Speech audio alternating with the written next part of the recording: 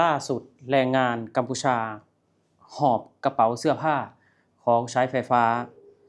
ข้ามพรมแดนกับประเทศเขมรตามคำเรียกร้องของนายกรัฐมนตรีและก็พ่อของนายกรัฐมนตรีท่านวุ้นเส้นเนาะแล้วก็ลูกชายของเขาซึ่งเป็นนายกรัฐมนตรีนะทุกคนนี่ภาพนี้ครับทุกคน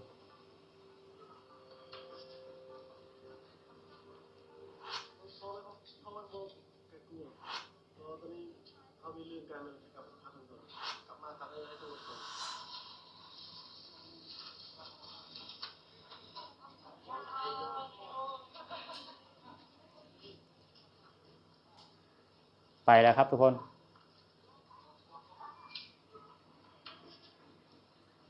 แบกตู้เย็น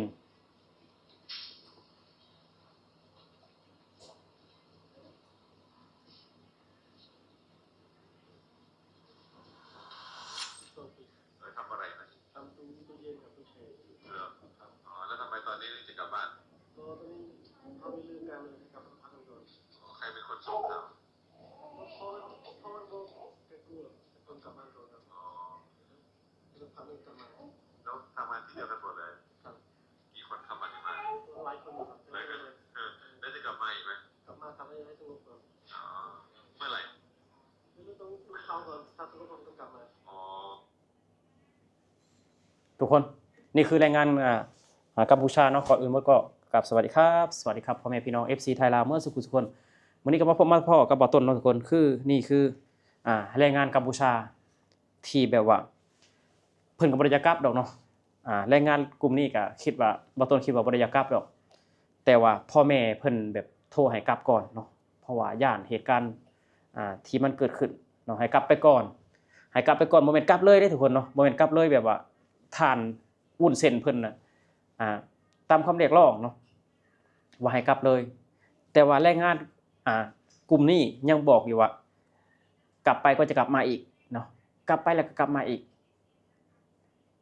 คือว่าให้เหตุการณ์สงบหรือว่าปกติก่อนแบบว่ากลับมาอีกแน่นอนเนาะเพราะว่าติดใจประเทศไทยคือหลายๆคนแบบว่านักข่าวไปสัมภาษณ์ว่าสิกลับประเทศบ่บางคนอาจสิบ่บางคนก็บ่กลับบางคนก็กลับเนาะกลับไปกลับมาคือเก่าเพราะว่าอยู่ประเทศไทยน่ะมีความสุขอยู่ประเทศไทยนี่กินดีอยู่ดีทุกคนก็ถ้าว่ามาทำงานในประเทศไทยก็เว้าเป็นเสียงเดียวกันคือกับเว้าต้นเลยทุกคน คืออยู่ประเทศไทยน่ะหาเงินง่ายเนาะหาเงินง่ายมีงานรองรับตลอดมีงานทำตลอดเงินเดือนก็สูงเนาะถ้าบ่ต้นเป็นคนกัมพูชาบ่ต้นก็บ่กลับไปเพราะว่าเงินเดือนอยู่กัมพูชาก็คือแบบบ่ต้นสอบถามนะคนที่มาส่งของในร้านบ่ต้นเห็นกันทุกมื้อบ่ต้นก็เฮ็ดสอบถามว่าเงินเดือนอยู่กัมพูชาน่ะวันเท่าใดวันหนึ่ง100บาททุกคนเดือนหนึ่ง 3,000 บาทเดือนหนึ่ง 3,000 บาทแต่ว่าทำงานในประเทศไทยวันละ450 470วันละ500 600 700ก็มีเนาะทุกคนบ่แม่นว่าอยู่ในประเทศไทยเพิ่นสิจ้างค่าแรงขั้นต่ำทุกคนเนาะคือว่าผู้ใดแบบว่าเป็นงานฝีมือเนาะเป็นงานช่างเหล็กช่างปูนเนาะเพิ่นก็จ้างแพงทุกคนเพิ่นก็จ้างแพงบ่แม่นเพิ่นว่าสิเอาเปรียบแบบว่าแรงงานต่างดาวแหละสิให้ค่าแรงแบบว่าขั้นต่ำบ่แม่นทุกคนเนาะแล้วตั้งแต่ความสามารถของแต่ละคนเนาะของแต่ละคนคือมื้อนี้เนาะทุกคนมื้อนี้ท่านวุ้นเส้นเพิ่นประกาศชัดเจนว่าเราติดตามไปด้วยกันท่านวุ้นเส้นเพิ่นประกาศว่าถ้าไทยไม่เปิดด่านเดี๋ยวเขมรจะปิดด่านทุกด่านแล้วก็ยกเลิกไม่ให้นำสินค้าที่เป็นผลไม้เข้าเขมรเนาะทุกคนรอลุ้นนำกันคือมื้อนี้เป็นวันที่17ทุกคนรอลุ้นนำกันว่าสิปิดด่านแท้บ่ปกตินี่ไทยนี่บ่เคยปิดด่านทุกคนเนาะไทยไม่เคยปิดด่านแต่ว่าปรับเปลี่ยนเวลาเปิดปิดเนาะเวลาเปิดปิดปรับเปลี่ยนถ้าเป็นสมมุติว่าถ้าเป็นประตูห้องบ่าวต้นเนาะถ้าเป็นประตูนี้เนาะปกติบ่าวต้นนี่เปิด6 โมงอันนี้คือมีเหตุการณ์บ่สงบข้างนอกมีเหตุการณ์บ่สงบข้างนอกบ่าวต้นก็บ่ต้องเปิดแล้ว6 โมงนี่บ่าวต้นก็เลื่อนไปเปิด8 โมงเนาะเลื่อนไปเปิด8 โมงมันก็เป็นเหตุมันก็เพิ่นก็ทำถูกต้องแล้วทุกคนเพิ่นทำถูกต้องแล้วบ่าวต้นคิดว่าบ่แม่นว่าสิเหตุการณ์แบบมีข้อพิพาททางชายแดน ก็สิให้เปิดปกติ6 โมงคือเก่ามันก็เป็นไปบ่ได้เนาะเพราะว่าเหตุการณ์บ้านเมืองมันบ่สงบทุกคนก็ควรระมัดระวังเพื่อความปลอดภัยของประชาชนทั้งสองฝ่ายเนาะประชาชนทั้งสองฝ่ายคือว่าท่านวุ้นเส้นนี่เพิ่นประกาศว่าให้แรงงานนี่กลับบ้านหมดเนาะให้แรงงานกลับบ้านหมดแล้วก็นักเรียนที่เรียนในประเทศไทยเนาะนักเรียนที่เรียนในประเทศไทยถ้าว่าไทยส่งกลับประเทศก็กลับมาเนาะท่านวุ้นเส้นนี่เพิ่นสิเอาเงินส่วนตัวเพิ่นนี่ส่งเรียนเองเนาะเพิ่นสิเอาเงินส่วนตัวเพิ่นนี่ส่งเรียนเองถ้าว่าไทยเล่นตุกติกเนาะคือบ่ต้นเห็นเพิ่นประกาศแล้วก็โอ้คือบ่ต้นบ่ฮู้มาก่อนว่าประเทศกัมพูชานี่มาเรียนอยู่ประเทศไทยอีกเนาะมาเรียนอยู่ประเทศไทยแต่บ่ต้นอยากถามพี่น้องกัมพูชาคืนว่าพี่น้องไทยได้ไปเรียนอยู่ประเทศกัมพูชาบ่เนาะบ่ต้นว่าน่าจะบ่มีดอกบ่ต้นบ่มีเนาะคนไทยไปเรียนที่กัมพูชาคือกันกับคนไทยไปเรียนที่ลาวไม่มีแต่คนลาวมาเรียนที่ไทยเนาะเพราะว่าการศึกษาในระดับอาเซียนของเฮาก็คือว่าไทยนี่ก็เหนือกว่าหลายประเทศอยู่เนาะเหนือกว่าหลายประเทศคือว่าท่านวุ้นเส้นเนี่ยเพิ่นจัดหารถบัสเนาะหรือว่ารถทัวร์ที่จะขนแรงงานที่กลับจากประเทศไทยที่กรุงพนมเปญ400 คันทุกคนเนาะตอนนี้งานว่างสำหรับแรงงานเขมรที่จะกลับประเทศไทยมีงานว่างอยู่ 400,000 ตำแหน่งเนาะ 400,000 ตำแหน่งหรือ 200,000 ตำแหน่งนี่แหละ 200,000 ตำแหน่งแต่ว่าคนในกัมพูชาอยู่ในประเทศไทยมีอยู่3 ล้านคนเนาะ3 ล้านคนแต่ว่ามีงานรองรับอยู่200,000 ตำแหน่งนะ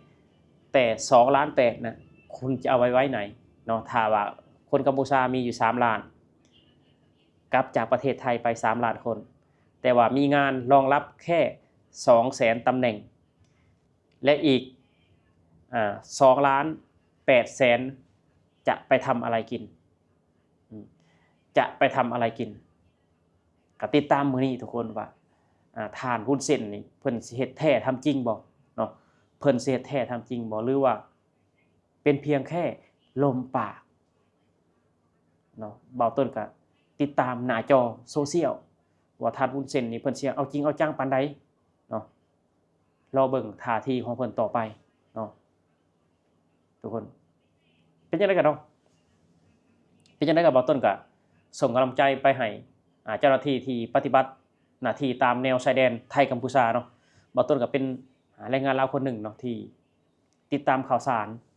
ประเทศไทยเพราะว่าในบ่อนที่เบาต้นอยู่นี้คือพื้นแผ่นดินไทยเบาต้นได้มาอาศัยเบาต้นได้มาพึ่งพาเบาต้นได้มารับนอนเบาต้นได้มาหาอยู่หากินอยู่ในพื้นแผ่นดินไทยเพราะฉะนั้นเบาต้นก็ฮักในประเทศไทยฮักคนไทยเนาะเป็นห่วงเจ้าหน้าที่ทุกๆนายเนาะคือเบาต้นก็ติดตามโซเชียลบ่ว่าแต่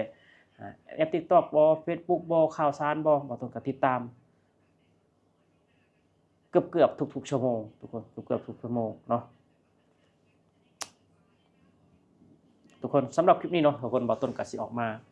แสดงความคิดความเห็นว่าทานวุ้นเส้นเพิ่นสิเอาจริงบ่เนาะก็ติดตามต่อไปเนาะคือมื้อนี้ประกาศสิปิดด่านไม่ให้ไทยนำเข้าผลไม้จากประเทศไทย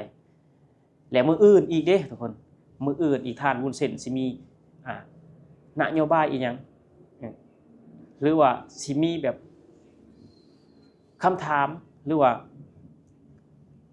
คำเว้าปั่นๆกวนๆมีหยังอีกออกมาเนาะก็ติดตามตอนต่อไปทุกคนเนาะ